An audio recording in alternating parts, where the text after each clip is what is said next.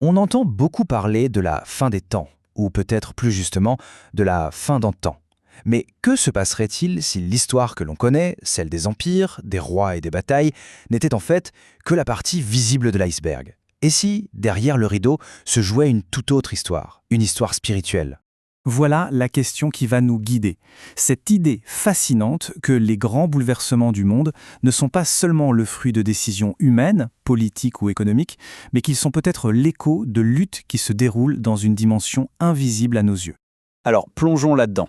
D'un côté, on a ce qu'on connaît, le monde visible, les empires qu'on étudie à l'école, les rois qui les gouvernent, les guerres qui redessinent les cartes. Et de l'autre, un monde invisible, un miroir peuplé de forces célestes, de princes angéliques qui mènent leur propre bataille. L'idée centrale, c'est que ces deux mondes ne sont pas séparés, ils seraient intimement liés. Pour vraiment comprendre cette vision des choses, il faut qu'on s'arrête sur un concept clé, un mot qui vient de la tradition mystique hébraïque, les sarim. Ce mot, c'est sar. Au pluriel, on dit sarim. Bon, littéralement, c'est assez simple. Ça désigne un prince, un chef, une autorité. Un terme qu'on utiliserait pour la gouvernance, ici, sur Terre. Mais vous allez voir, sa signification va bien plus loin. Et c'est là que ça devient vraiment intéressant. Dans le contexte spirituel, les sadrim ne sont plus des humains. On parle d'entités célestes, de sortes de princes angéliques qui seraient assignés à chaque nation. Chaque peuple sur Terre aurait son propre sar, une sorte d'intelligence spirituelle qui influence son destin. Et attention, ce n'est pas juste une abstraction philosophique. Cette idée, elle prend racine dans des textes très anciens et elle est décrite de manière spectaculaire dans le livre de Daniel. Il faut imaginer la scène. Un ange apparaît au prophète Daniel et lui explique pourquoi elle est en retard. Et elle a raison, elle est incroyable. Il lui dit qu'il était en plein combat. Pas contre un général humain, non, contre le prince du royaume de Perse, une entité spirituelle. Si on décompose ce récit, c'est très clair. D'abord, l'ange affronte le sar de Perse. La lutte est tellement acharnée que l'archange Michael en personne doit venir en renfort. Et ce n'est même pas fini. L'ange annonce déjà son prochain combat, cette fois contre le sar de Grèce. On voit bien le système. Derrière les empires terrestres de Perse et de Grèce, il y a des forces spirituelles qui sont en guerre. Et ce Michael, qui est-il au juste? Le texte nous le présente comme le Sara Agadol, le grand prince, celui qui est spécifiquement chargé de protéger le peuple d'Israël. Il a un rôle bien défini dans cette hiérarchie céleste. D'accord, mais alors, comment ça fonctionne concrètement ce système? Comment ces batailles invisibles se connectent-elles à notre histoire, à ce qui se passe sur le terrain?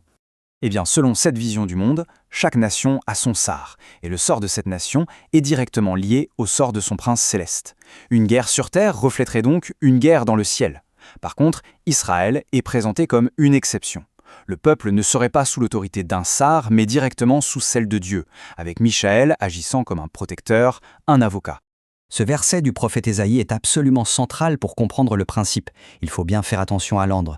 Dieu punit d'abord l'armée d'en haut et ensuite les rois de la terre. C'est le fameux principe, ce qui est en haut est comme ce qui est en bas. L'interprétation est donc la suivante. Pour qu'un empire terrestre tombe, son sar, sa force spirituelle, doit d'abord être vaincu dans le monde invisible. La défaite sur le champ de bataille ici sur Terre n'est que la conséquence, la matérialisation d'un événement qui a déjà eu lieu à un autre niveau.